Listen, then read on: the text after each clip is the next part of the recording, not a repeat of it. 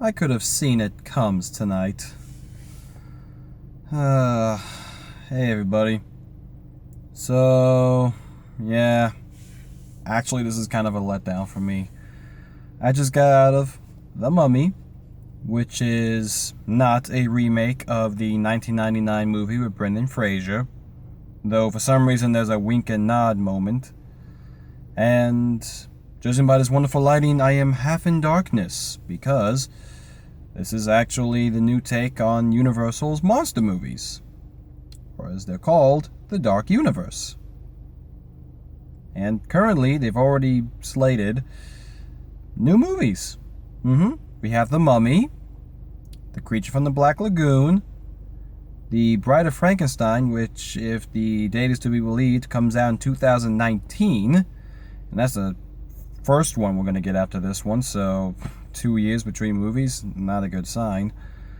Then we get the Dracula movie, The Invisible Man, I always say Creature from the Black Lagoon, and for some reason, when I was looking this up, rumored though it might be, a Hunchback of Notre Dame movie.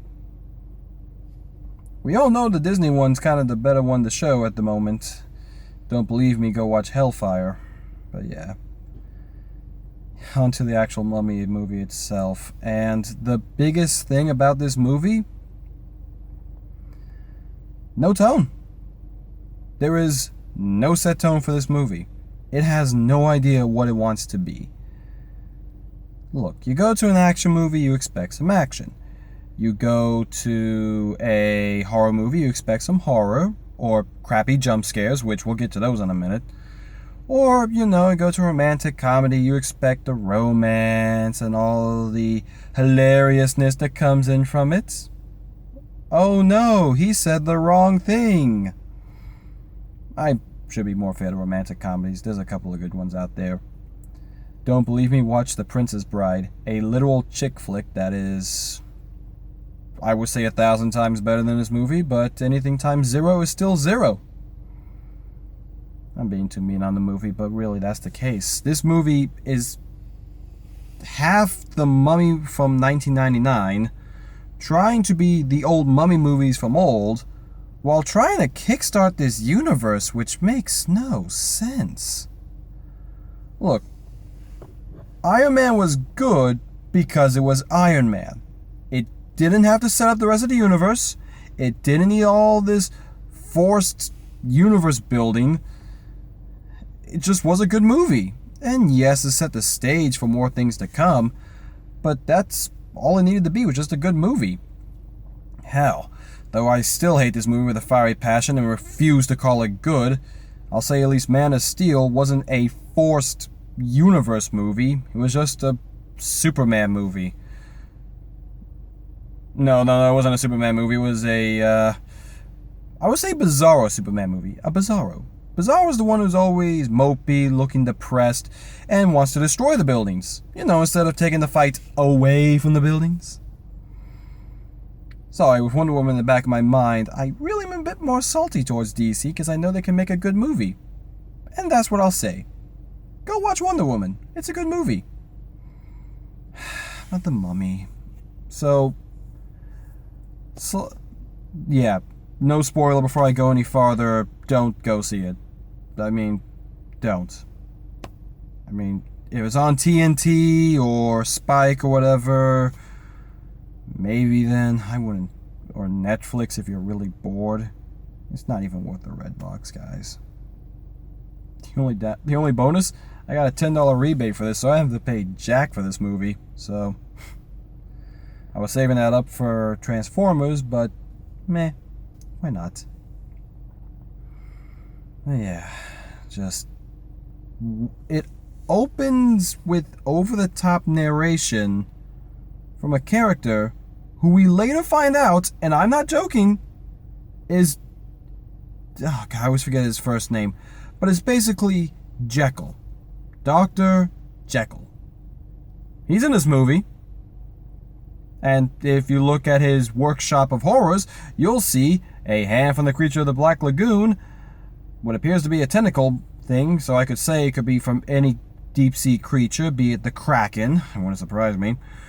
We also see the skull of Dracula, some work that I think alludes to Frankenstein, and all this pseudo-monster stuff. Oh, and I think I saw some wolfman claws in there and an abundance of silver. Why? Why will you need this? Just tell a good movie. Tell a good mummy movie. I mean, we all know the common fodder that it is with Dracula movie. I want to suck your blood, I'm a seductress, but you can play with that. There's a lot of good Dracula movies out there, and you could play from a darker angle, especially with today's technology, which is the only bonus I'll give to this movie. The mummies actually look somewhat decent. I say somewhat because the dark lighting makes it tough to point out. Like, you think this lighting's not the greatest. The movie's got, well, imagine if I did this. Ready? Yeah. Here's what most of the movie looks like. Here's what it looks like for every scene that is not out in the streets of London. And then this is basically what you get for the rest of the time. Except in the test tube area where they capture the mummy Edithet, I think her name is, Ediset. Yeah, it's bad, guys. It's really bad. And, I give Tom Cruise credit. He is not sleepwalking through this movie. There's glimmers of him trying, but it just doesn't work because he doesn't even know, I think, what he's doing. 1 minute he's in a scene from Alfred Hitchcock's The Birds, destroying his airplane. Afterwards, he wakes up in a morgue, talking to his dead friend. Yeah, his friend's dead. And then, all of a sudden, it's like a bad rendition of Shaun of the Dead. Yep, Shaun of the Dead.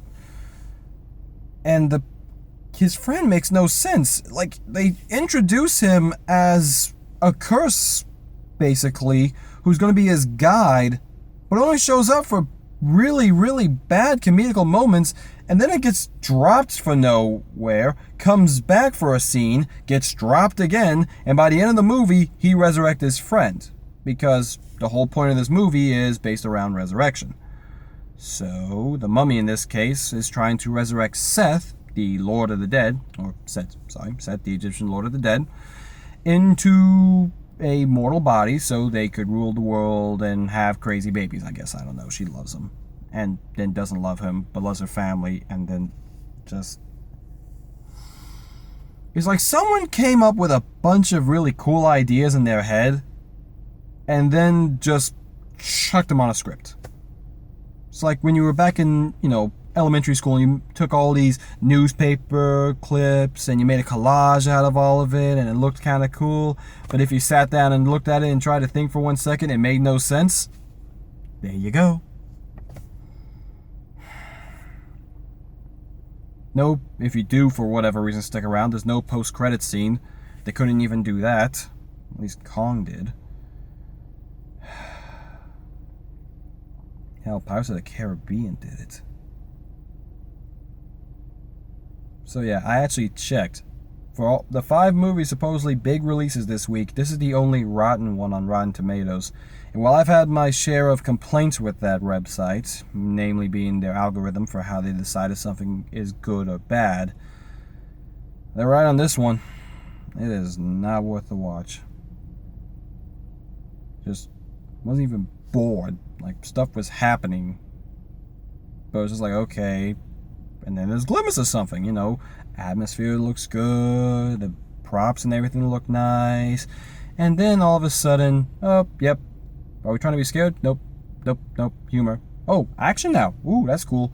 Oh, wait, nope, now we're supposed to be scared again, and then jump scare.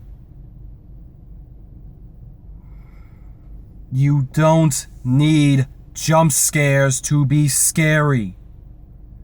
You want to know what true horror is?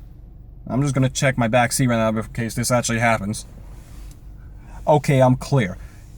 True horror is setting something up, letting the atmosphere build, and then payoff.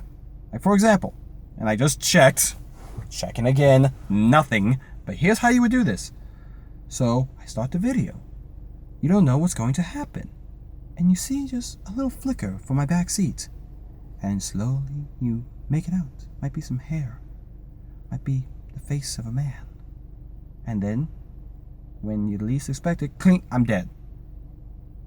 Now, I'm not going to do that because I still got to do videos on this thing from time to time, and I don't need to be checking my back seat every 5 minutes. But there you go. There's actually horror. You don't need a jump scare. You don't need an orchestral sting. You just need a build-up and a payoff. Even Wes Craven knew that, and he made the Scream movies. Which I enjoy, don't get me wrong. But still, masterpieces they are not, true horror he could set up. Because it's from the suspense of not knowing. Like, I don't know what I'm going to do when I get back. So, just a heads up, guys. No movie review next week. I'm going to be off in Washington.